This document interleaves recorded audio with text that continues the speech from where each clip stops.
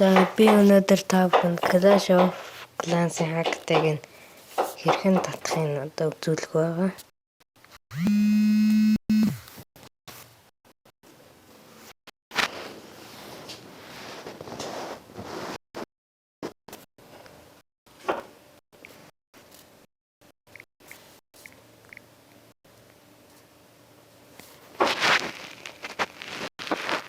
За энэ дээр Clash of Clans Android 1.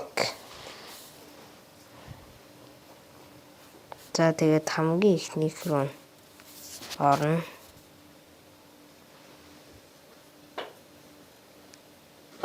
За тэгээд доошоо явуулаад download Clash of Clans гэдэг нэг нь татах байгаа.